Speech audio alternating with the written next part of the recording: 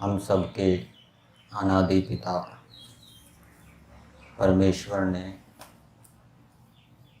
यह विविध विचित्र जगत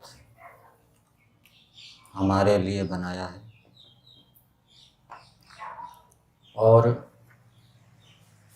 इस संसार के अंदर रहते हुए हम किस प्रकार से सांसारिक सुखों से निरंतर युक्त रहें और संसार में सुखी रहते हुए फिर जो हमारा चरम लक्ष्य है मोक्ष को प्राप्त करें, ईश्वर के आनंद को लंबे काल तक भोगें। उसके लिए परमेश्वर ने हमें वेदों का ज्ञान दिया है और वेदों के अंदर जो उपाय सांसारिक स्थायी सुख के मोक्ष सुख के बताए हैं उन उपायों से और कोई लघु उपाय हो ही नहीं सकता, उससे और कोई शॉर्टकट हो ही नहीं सकता।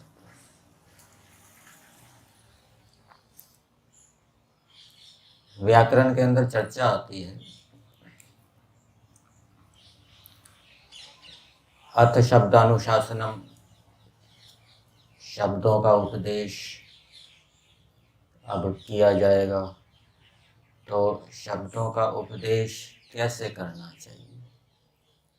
क्या शब्दों का उपदेश करें अथवा अपशब्दों का उपदेश करें? अपशब्दों का उपदेश करने से शब्दों को जान लेगा, शब्दों का उपदेश करने से अपशब्द को जान लेगा।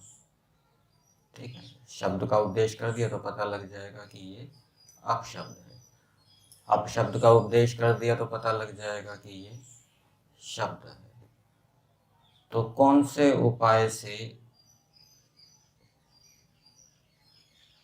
शब्दों के विषय में विज्ञान प्रदान करने के लिए श्रोताओं को, जिज्ञासुओं को उपदेश करना चाहिए?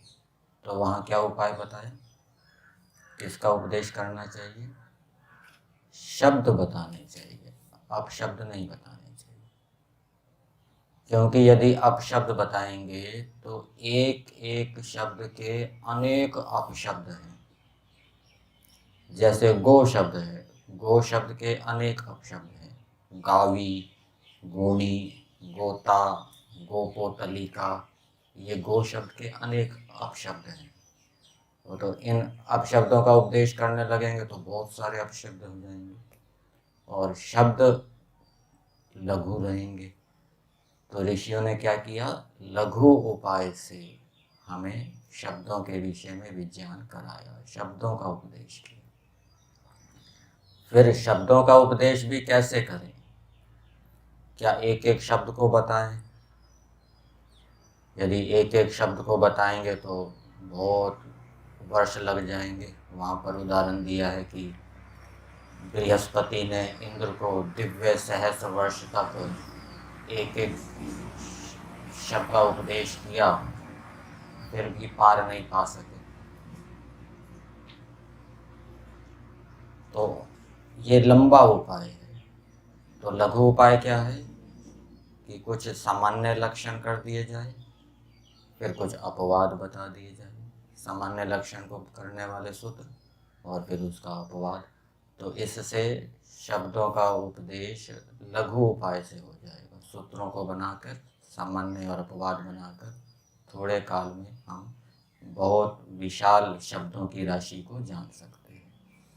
तो ऋषियों ने लघु उपाय से हमें ये जनाया कि शब्दों का विज्ञान कैसा है।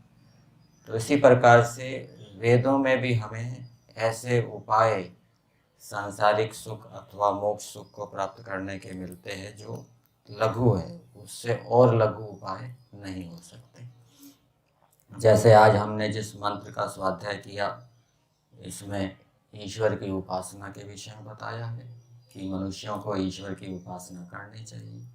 तो ईश्वर की उपासना करने से हम, ये लघु उपाय है, थोड़े काल में हम सांसारिक सुख को भी प्राप्त कर सकते हैं, मोक्ष सुख को भी प्राप्त कर सकते हैं। और ईश्वर को नहीं जानेंगे मानेंगे, ईश्वर की उपासना नहीं करेंगे तो सांसारिक सुख भी प्राप्त नहीं कर सकते, मोक्ष सुख की बात तो दूर की।